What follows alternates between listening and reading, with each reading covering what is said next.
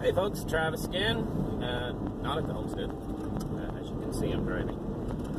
And, well, they're predicting, at least in our area, a potential winter storm this weekend.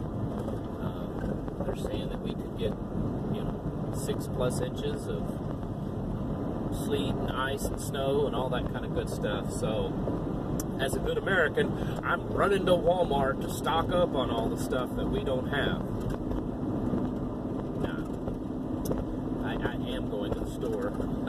And the reason is, and I thought it'd make maybe a good video, is I ran out of bar oil for my chainsaw. Now, you might say, well, how do you run out of bar oil for your chainsaw if you're out there homesteading? Well, it's because my wife used it, not realizing that I had bought it for the chainsaw. Now, anything that I say on this channel that's kind of advice or how I do something or how I don't, it's not expert advice. It's just a, hey, this is how we do it, and research it for yourself, and, figure it out. So that's, I'm no expert. But I use canola oil in my bar, and I know some of you guys out there are like, oh my goodness, you can't do that. You're going to tear up your chainsaw. Well, I haven't in 3 years, and I have done a lot of research because I was, I didn't want to use something that was going to tear up my chainsaw. So I did a lot of research into it. There's even reports from a study from the Forestry Service, and I have a friend that, is a logger and cuts wood for a living, and he uses it, and talked to a few other people, and online, and yes, there are those people that,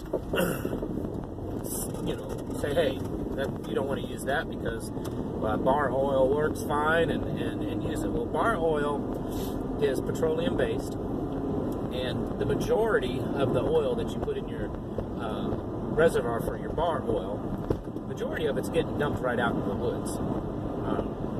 That's just what it is. It's lubricating the chain and bar, and it gets sprayed out into the woods and into the the trees that you're cutting and stuff. And so for environmental, and I'm not talking like crazy left radical environmentalists, but from an environmental standpoint, if I could use something that's not going to add more pollutants into the atmosphere and onto my land, I'm going to look into it and take it seriously. And I know that canola oil isn't the most organically pure substance on the planet, but it is definitely, a little bit more natural, a little bit more environmentally friendly than petroleum-based bar oil. And generally speaking, it's actually a little bit cheaper if you look at it, buy it by the gallon or the quart or liter or whatever. You look at it, the unit price, it's actually a little bit cheaper too. Research out there shows that it's just as effective, if not maybe more, slightly more, than your typical petroleum-based bar oils. Canola is the best. Vegetable oil and stuff is a little too thin. Canola oil seems to be what they recommend to be the best. The main downside, or there's kind of two things. It starts to solidify a little bit at -13 to -15, below zero. So if you're using it in an environment that's that cold, you may want to just use bar oil. I think there are additives you can add to it to keep it from gumming up. But where I live, it doesn't get that cold, so I don't worry about it. If it did, I wouldn't be out cutting wood in that kind of temperature.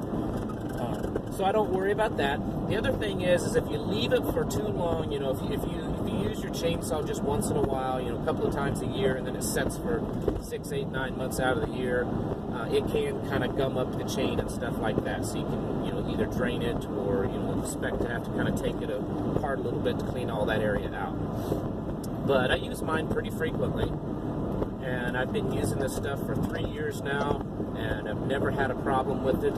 And I had bought a bottle of canola oil, and mistakenly I kind of had it in the kitchen, and I guess my wife kind of didn't, I know, it was just a mistake, no big deal. Used it, and so I went in to get it because I needed some more, and it's gone. So, I've got a lot of cutting I'm wanting to do, because we had that big storm few days back, man, it knocked down a lot of trees and a lot of limbs, and so we had 70, 80 mile an hour winds Friday night. So I've been busy this week cutting up all the stuff that's come down. But you know, if you guys do a lot of cutting, it's something to consider. I know some of it is just opinion, and a lot of guys say it's good, a lot of guys say it's bad. But I've talked to guys that you know, have big companies cutting wood, and that's all they use, and they love it. They swear by it. They swear that it extends the life of the chain. I don't do that much cutting to know that. I just know that it works well. Depending on your saw, you may have to adjust your oil flow out of your bar. Most chainsaws you can do that. Mine, when I bought it new, it's been fine. I've not had any problems with having to adjust it of how it flows, because there's a little bit difference in thickness between that and your standard bar oil. But it's a little bit better for the environment. Canola oil, like I said, isn't the most organic, pure substance, but it's definitely better than petroleum-based bar oils, which is mostly what's on the market. Now, they do have this like bio bar oil stuff, but man, that stuff's expensive. It's some kind of naturally based bar oil, but it's pretty pricey stuff. And from the studies that I've looked at, that just regular old canola oil works great. And in my experience, I've never had a problem with it ever in 3 years. And of course, my cutting is just homestead cutting. I'm not running a business or doing it for a living. But something to think about. Maybe want to look into it, save a little bit of money, and a little bit more environmentally friendly than just regular old bar oil. Anyways, I'm heading to the store so I can, get me some canola oil to fry some chicken with my chainsaw. We'll catch you guys later. Thank you for watching.